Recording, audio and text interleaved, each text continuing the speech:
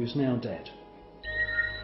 He had a military career that lasted more than 20 years, and during that time he served at the White House, and then he was a senior official at the Pentagon. And in this book, which is an astounding book, he clearly says that there is a war going on in space.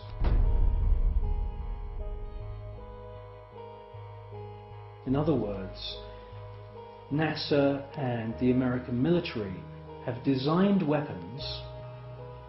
He says in his book that some of the weapons are based on patents of the genius inventor Nikola Tesla. Philip Corso tells us that there are plasma beam weapons being used against these UFOs, and that sometimes these UFOs are hit.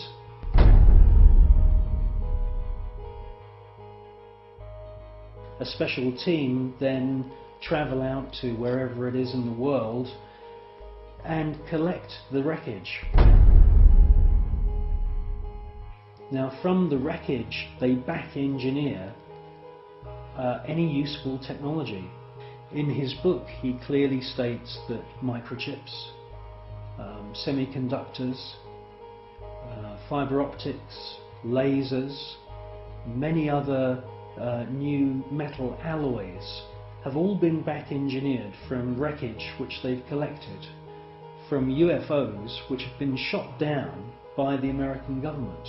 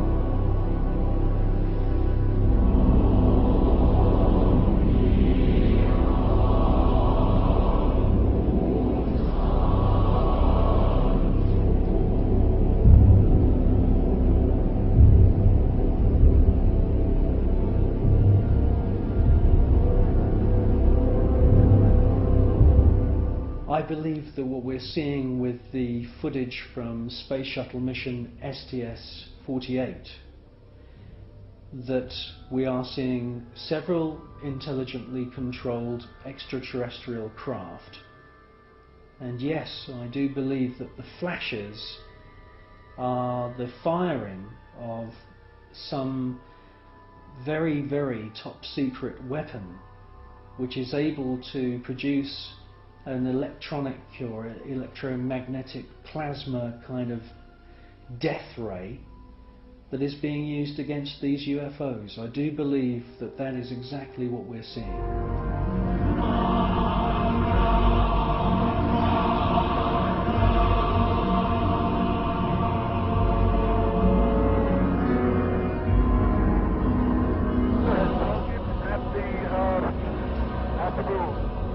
The tether has broken. It is going away from us. Get it on the TV. Tether has broken. Copy. Space Shuttle mission STS-75, the tether incident. A lot has been said about this incident.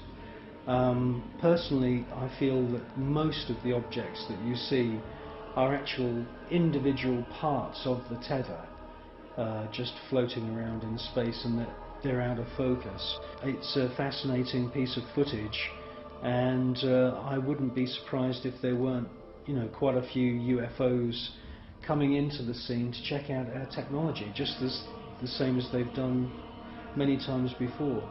The crew can see the tether and see the satellite. It's beautiful.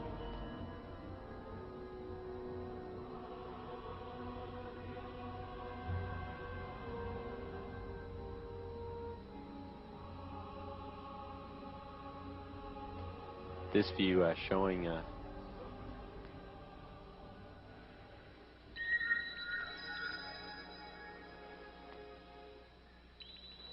the satellite. Again, just moving into sunrise.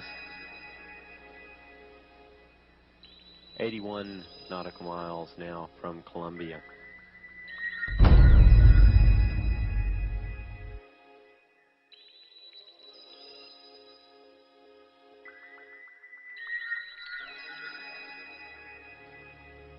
You clearly hear one of the astronauts being told there's an object at your 11 o'clock position. It's about your 10 o'clock, 11 o'clock going away. Don't worry about it. And the other astronaut, who's obviously in the know, says don't worry about it. Out there.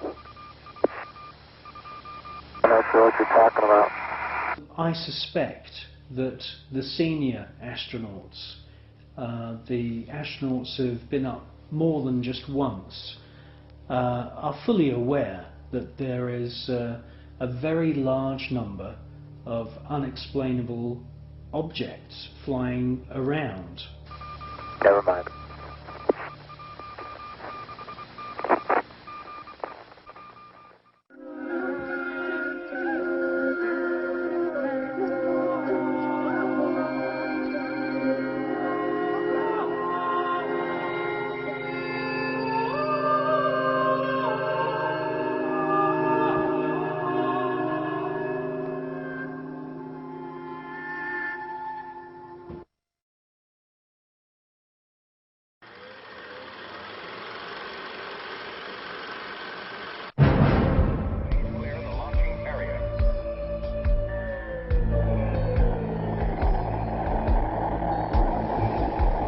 NASA spent gigantic sums of money during the 1960s, but most of it was spent on the ground, not in space.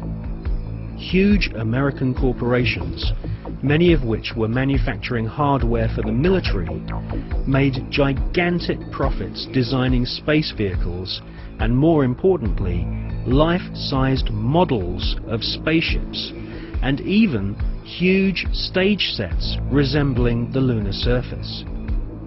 Someone in NASA had realized that after taking billions of dollars from the American people, if they couldn't make it to the moon, they would fake it to the moon. Obviously, if you're going to somewhere that nobody has been before, you need to have a simulator which recreates that environment as closely as you can. If you're going to the moon, you recreate the surface of the moon. And here we see a section of the lunar surface created. It's about 30 foot high, 30 foot long, 35 foot long. Scale is given by the two people standing in front of it. There were plenty of simulation exercises, but the point is, and this should be taken into account in virtually everything that is discussed with the Apollo program, 400,000 people may have worked on the program in total, but none of them had a need to know more than his own job required. The people who were making the rockets didn't know what the people who were making the spacesuits were doing, because they had no need to know about that. Their job was to make the best models and the best simulation of the lunar surface that they could. And if we come up to this picture here, we see the three scales on which these models were built. We have here the whole moon as one unit. It stands about 20 foot high. We have here behind it a section of the surface of the moon. You'll notice it's curved.